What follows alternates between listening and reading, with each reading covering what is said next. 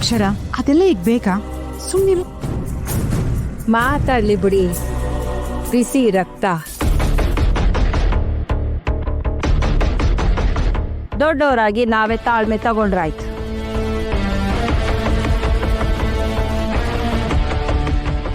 ದೊಡ್ಡ ಮನ್ಸು.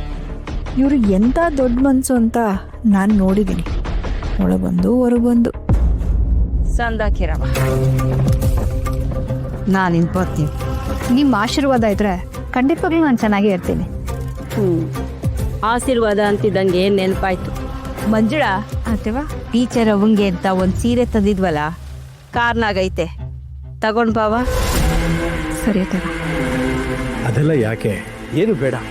ಇರ್ಲಿ ಬಿಡಿ, ಅಕ್ಷರ ನಮ್ಮ ಈ ಸ್ಕೂಲ್ ಟೀಚರ್, ನಾವು ಅಷ್ಟು ಕೊಡದೆ ಇರ್ತೀವೋ?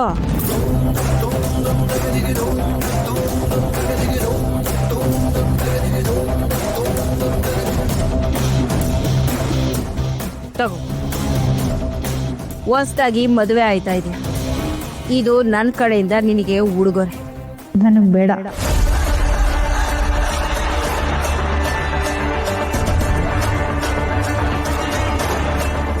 ಯಾಕವ್ವ?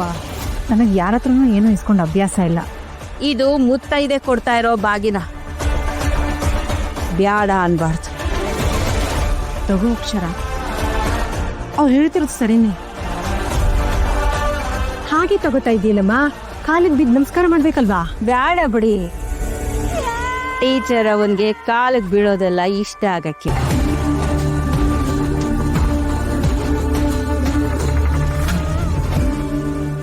ಹಾಗೆಲ್ಲ ಏನೂ ಇಲ್ಲ. ದೊಡ್ಡವ್ರ ಕಾಲು ಮುಟ್ಟೋದ್ರಲ್ಲಿ ಯಾವ ಅಪರಾಧನೂ ಇಲ್ಲ. ಅದರಲ್ಲೂ ಇಷ್ಟೊಂದು ವಿನಯವಾಗಿ ನಡ್ಕೋತಿದ್ದೀರಾ, ಮನಸ್ಫೂರ್ತಿಯಾಗಿ ಆಶೀರ್ವಾದ ಮಾಡ್ತಿದ್ದೀರಾ. ನಿಮ್ ಕಾಲು ಮುಟ್ಟಿ ಆಶೀರ್ವಾದ ತಗೊಳಲ್ಲ ಅಂತೀನ? ಅಪ್ಪ,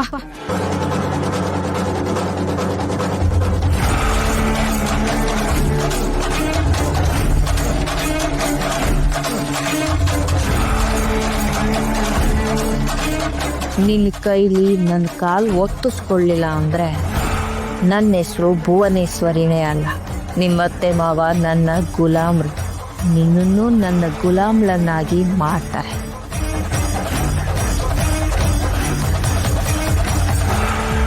ಅತಿವಾ? ಹೊರಡೋಣ.